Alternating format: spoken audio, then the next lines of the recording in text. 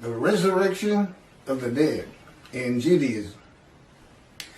The Rambam, I think this is how you say it, Maimonides, compiled what he refers to as the Shlohah Asar Ikkarim, the 13 fundamental principles of the Jewish faith, as derived from the Torah. Rambam refers to these 13 principles of faith as the fundamental truths of our religion and its very foundations. Number 13 of the 13 fundamental principles is the belief in the resurrection of the dead, which is a real, even from the Christian standpoint, Jesus rose from the dead, and Jesus, his good friend Lazarus, he'd been dead 4 days. He raised him from the dead, which led to the shortest verse in the New Testament, in the Gospels. Jesus wept. That's all. One verse. Jesus wept. And he did after raising Lazarus because people still didn't believe who he was. I thought that was an interesting tidbit. Ezekiel 1 and 10 are together a vision. Again, I'm reading from the book God dictated to me. Isaiah 53 and the day of the Lord. And as you can see, this doesn't really have much to do, if anything, with Isaiah 53 and the day of the Lord. There's a lot of other information in there that he taught me and had me write. Keith, go to your computer. Keith, do this. Write this down or type this. He'd always say, right. Ezekiel 1 and 10 are together a vision of the resurrection of the spirits of the dead to heaven. The creatures later identified as cherubs, which is a type of angel, they're on the ark, with the spirit are going to and fro, east, west, north, and south, adding eyes to themselves and to the wheels, and taking them to the platform of heaven at the entrance of the eastern gate of the house of the Lord, with the presence of the God of Israel above them. All of Israel, whose name will endure in the heaven God is creating, that are righteous and in right standing with God, are the eyes of the eyes on the cherubs and in the wheels. The eyes represent the eyes of the spirits of the dead, a spiritual heaven. Now, back in antiquity and even into the Middle Ages, that wasn't a great thought, so to speak, because everybody feared the God. I mean, they felt like everything that bad that happened to anybody was because God was angry. Just angry. And they had no knowledge of science or medicine. And yet they missed their loved ones so much. And so they'd go out to the cemetery or they'd go out to the grave plot and just look at it, and they would wish that loved one would just rise up out of the dirt and be them again, not in spirit. I mean, that's just what it was. I mean, it was an age of ignorance of the highest order. People couldn't read. There were no schools to speak of. They were like, everybody acted on emotion. And, and your basic personality from your soul, like a mean old soul, this and that. And not a lot of reasoning capabilities. You gain a lot of ability to reason by going to school, even though you're learning stuff you'll never use. It helps your reasoning capabilities. And, that's when everything changes. You have to read the Bible for two different eras. There's antiquity in the Middle Ages, and then we had the age of reasoning. The age of medicine. This is all called the common era. Science, literature, everything. All these different changes, which leads to, of course, the age of information and now the internet. And it's written into there, and I'm about to show you one of them right here. So, I don't know how this was interpreted by Rambam, but he's talking about the resurrection of the dead based on Ezekiel 37. Rise, old bones, rise. Okay? But this got missed. And that's why there might be fundamental principles, but as you're going to see as I go on, and God again dictated this to me, some things that are part of your religion that come from antiquity and the Middle Ages have to be reassessed. Judaism is supposed to be a very rational, logical, intellectual religion. But boy, a few things got dropped along the way, and my pointing them out is a proof of who I am. I am God's righteous servant.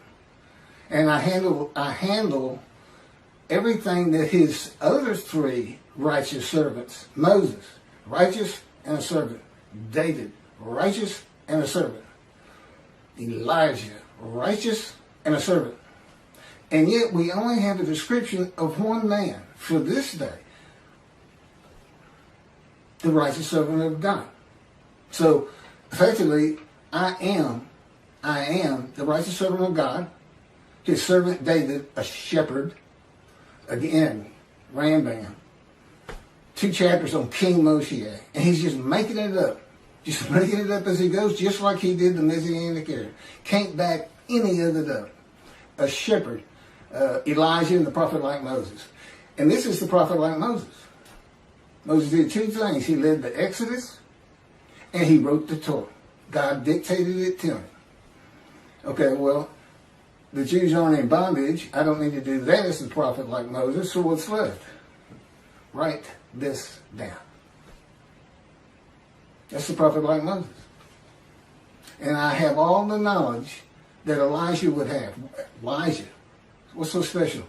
The only man in the Hebrew Bible to be specifically taken to heaven. And then he returns in the day of the Lord.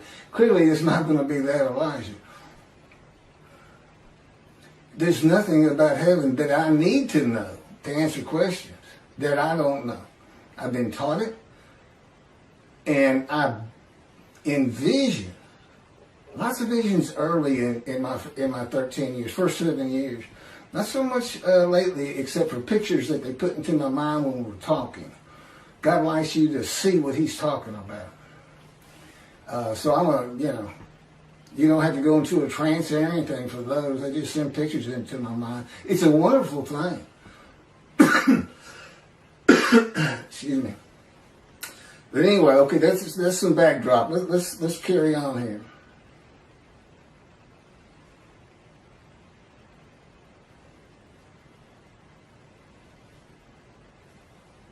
Okay, there's the eyes.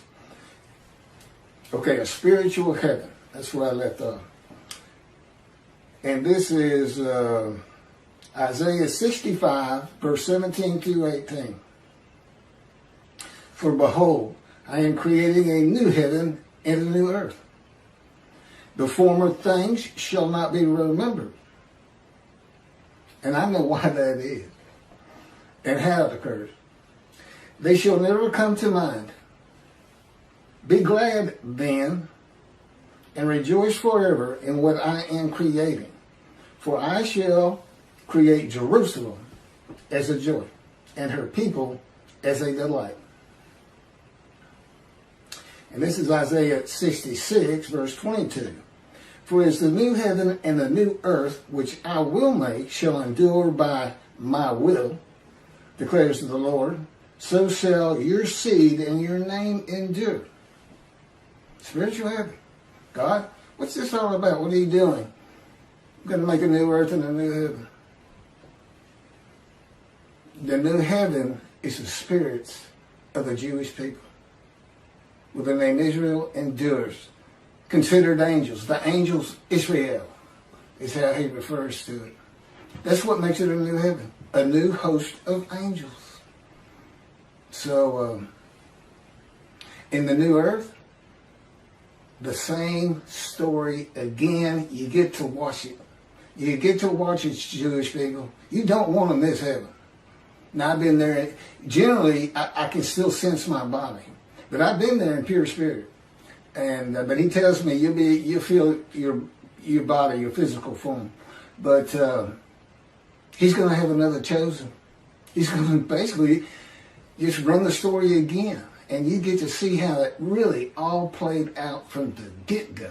And of course, time means nothing to you. You don't want to miss it. And that's my proof of an Elijah. I just showed you the prophet like Moses. There's my Elijah. Can't really show you a David except for I bring the reckoning in the dismissal of the rabbis, which is on plenty of videos. God has, I am the reckoning, and I am the wrath on Christianity. And how you fit the Messianic era into the wrath on Christianity, how you can say Moshe perfects the world, and yet he's got to bring the wrath of God to the Christians and the Gentiles in general. I don't know how you put it together. I mean, you cherry pick. Let's take the stuff that we really like and the stuff that sounds kind of ominous, like utter destruction, or I will hurl your glory to the ground if Elijah doesn't get done what I want him to do, clear the way, which, by the way, is building the third temple. That's what I got to get done, in case you want to know. But I got to be recognized. People got to read all this and go, well, we got to go with this. Because he couldn't possibly know this. I was an atheist for 50 years, as if that matters. I mean, the greatest rabbis, Rambam, this, that, people today, Jews for Judaism, Tovia Singer saying 53 is the people Israel as one, all Jewish people as one man. None of it makes any sense. Tovia bases it on the Holocaust, that there was a guilt offering. Let's go to Leviticus. He went Christian. He's going to use the animal, sacrificial, and worship laws for a human being. And that's adding to Leviticus. You're not supposed to add to or take from anything God had written. The Christians killed one son. Tovia Singer's got him killing 6 million so that they would go back home. Yeah, that's not God. He knew you'd come back. He knew you'd get driven back. He didn't have to lift a finger. And then Michael Skoback and whoever wrote their commentary, it's another person, but I only hear Skoback talking about it. It's based on the Messianic era, where the world realizes the Jew has been right all along, a great exaltation, this and that, never going to happen. His whole commentary is based on something never going to happen. You know, where's the day of the Lord? Where's utter destruction? Where's vengeance? And where's God's representation? Where's his Moses? God's coming to, you know, clearly it's Moshe, but you better get a description. I mean, you got a description, and I still can't get anybody to talk to me. Does shun, despise, and held no account ring a bell? Because God knew it was going to be like this in the beginning. Ezekiel 37 gives a vivid account of raising the dead to life into new bodies of flesh and bone. This was a common belief in the ancient age and Middle Ages. In this age of information with knowledge of science and the human body, few people believe that a human body can or will be resurrected anew by God. You cannot take, we know, but you cannot take the ashes of bones and make a new human body. You are just making stuff up. When did God do that? You ask, can God do that? You know what the answer is? No, he can't. He said, now I could create a human being where there could be a resurrection of the dead. He said, but I don't want anything to do with that. But the world as created is not set up for that type of an event. Believe it or not, God doesn't have a magic wand. But he's got the unseen and elements in it we don't understand, and the power which, and of course, I'm so familiar with it. It actually surrounds me. It is Ezekiel. They call it in Ezekiel the cords of his power. To me, it just completely surrounds every inch of my body and my head. It just surrounds me. I mean, he can move my hands wherever he wants and turn me around, twist me like a top if he wants, slam me to the ground, I've mentioned. Yeah, if you hadn't guessed it, I'm experiencing. I'm not like any other human being on this planet. But I'm still Keith. I'm a friendly person. Quick to anger, but very friendly. And I've been to every stage, walk of life, man, from poverty, which he took me to, has taken me to. I haven't nothing, but which is kind of a religious thing, I think. Even Jesus hated material things, told the rich man he can't get to heaven and things like that. That's just part of it. And it does, another thing that this fire refinement, all these punishment words, maltreatment, makes you humble. More so to him. Moses starts out this firebrand that killed a man that made him angry. And at the end of his life, it is said Moses was the most humble man on earth. Now, I don't know how you measure something like that, but I can tell you I'm more humble to God than anyone on earth because I literally fear him.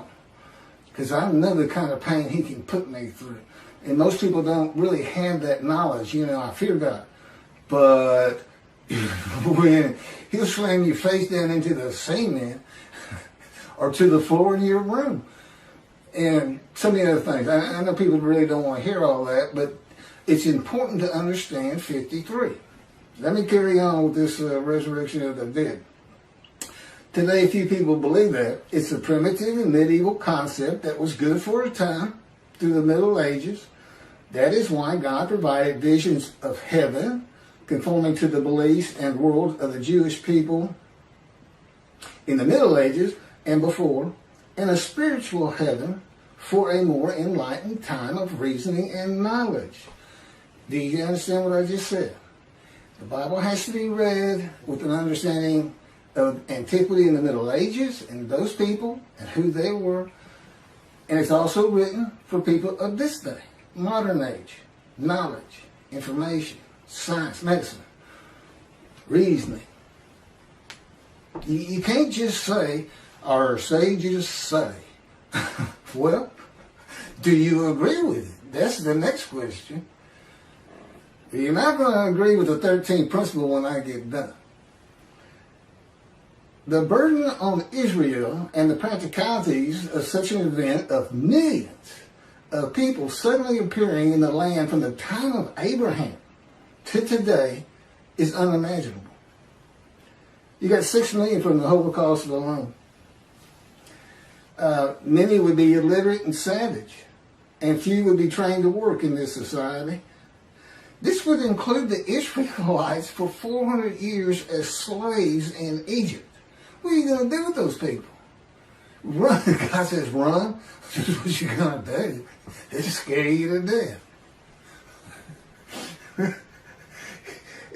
All would have to be housed and fed and educated, illiterate and savage. It'd be a prophecy that destroys the government of the state of Israel. I don't even know if you could fit them all in. From the Israelites in Egypt to the Holocaust, since the Holocaust. I know it's millions. I just wonder if you could start hitting 1 billion.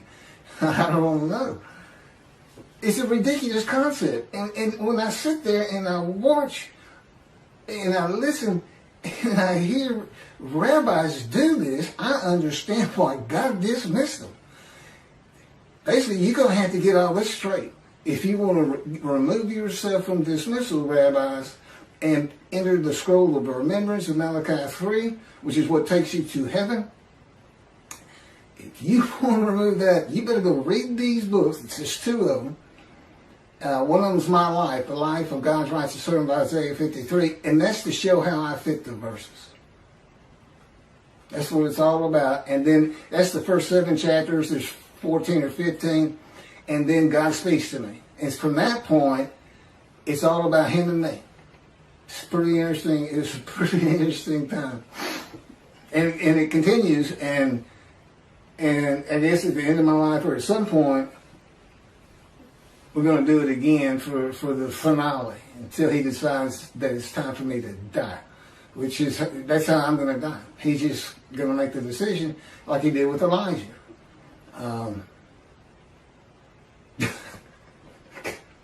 Nothing. Okay. The resurrection of the dead in a human body to a heavenly earth, the world to come. No, that's Messianic. There's also a world to come, which is really amazing to read. Because it's not in the Hebrew Bible. And look, this isn't oral tradition stuff. This is somebody who wants to please his following and get money, if you ask me and God. That's what this is. He's just making it up. It's not an oral tradition. Now, I don't get into the Torah at all. And the oral tradition, I'm going to read it the way God says it in just a second, but we don't get into that at all. I know Rambam said Moshiach would read Torah day and night. Well, no, I don't. But I definitely am a scholar on the prophets and the day of the Lord and everything I've been talking about 45 videos that we keep flipping. Find you a motorcycle and just stick with it the last 2 or 3 because, you can go back 4 or 5 and we're just redoing them to keep them circulating and adding. Like this is brand new. I may have touched on this before, but we're throwing a couple new ones in here and there, and eventually I may end up being a vlogger, I think they call it. Yeah, this is what I'm doing today. I'm going to go ride on a motorcycle. God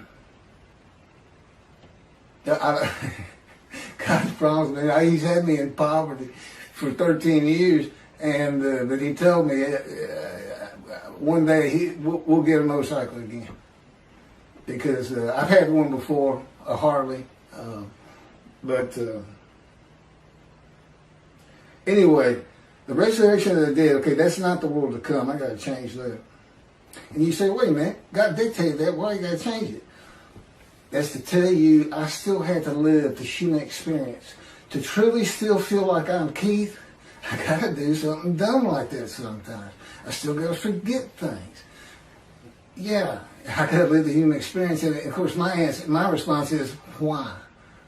Don't want to live the human experience. God says, I decide all things, thank you. So anyway, we have a good relationship. He's got a great humor and a personality far different than you get from the Hebrew Bible. Because it was meant for, first and foremost, antiquity. You're supposed to be angry. You're supposed to be, that's it, putting a plate on all of y'all because David failed a test of mine. He took a census. That kind of thing. But he's really a joy to be around. He doesn't like to talk that much, but the angel of his presence, the Holy Spirit, he does. And sometimes he'll talk, and it sounds like it's God. But then I can tell it's not. Totally different voices.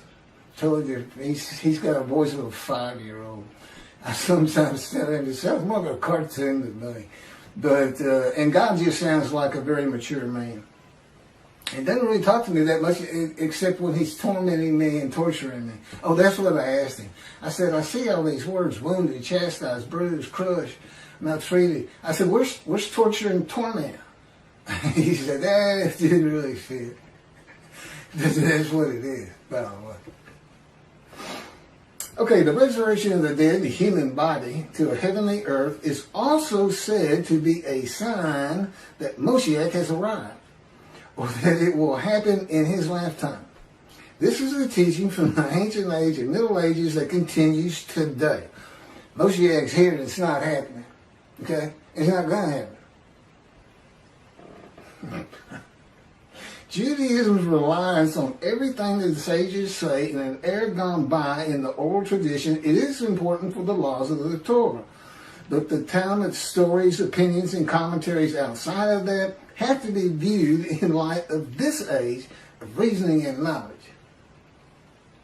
The day of the Lord and the arrival of God's servant David See, he calls him David, a shepherd. According to the prophets, must be interpreted with the evolution of humanity from the ancient age to the age of information in mind. The eras in between and in the eras to come. I'm not sure what that one means. By the way, he doesn't always explain everything to me. I'm not on the executive committee. I don't make decisions. I don't decide when I go to sleep. I don't decide what I eat. I don't decide what I get to watch on TV. I don't get to decide when we do this. It's 3:30 in the morning, and he just said, just out of nowhere, you know what? Let's do another YouTube video. I've been having computer problems, and suddenly, the problems with my computer that I've been suffering through for 2 to 3 days, brand new computer I got with my stimulus check. God says, go to Microsoft support. He still won't just tell me, but I found the answer. And basically it was hold the power button down for 20 seconds. He had let me suffer angst, unhappiness, sadness. What am I going to do? Do I throw this away? I know I got a warranty, but I don't even know where these people are. I got it over the internet.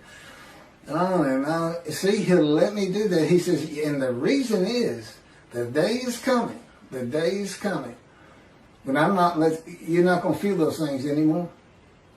You know, once I get recognized, once I'm the God's righteous servant, Moshiach, David, Elijah, prophet like Moses, being recognized, and we're bringing the vengeance and hopefully helping the rabbis remove the dismissal so that they can enjoy that fine heaven. Because there's 2 covenants here, and one of them's the covenant from Jeremiah 31 where God says, I forgive your sins, remember them no more. You become a holy seed to build the 3rd temple, just as he did for the Assyrian Babylon exiles. He forgave them. He said, it's not because you deserve it, it's for my name. But what did they do? They built the 2nd temple. That's what it's not really said specifically, but that's what happened. And forgiven again in the day of the Lord. And that's, you know, in Jeremiah 31, see a time is coming, see a time is coming, see a time is coming. That was the time is the day of the Lord, and it's here. I got too much other information on that, but okay. Well, thank you for listening to all that, and for the rabbis, I think you should consider this fundamental principle that you got from Rambam. I mean, I don't see a fundamental principle of your faith. And see, I was an atheist for 50 years. I'm not a religious person. I understand the concept. Well, this is what we believe, because that's what you get from the Christians. You can go to them and say, look at this and that and this and that. None of that makes sense. None of that makes sense. And this is what you get. Praise Jesus. Praise Jesus. Logic doesn't matter. Well, for the Jews in Judaism and for the God of Israel, it's going to start mattering if the rabbis won't see heaven. Thanks a bunch.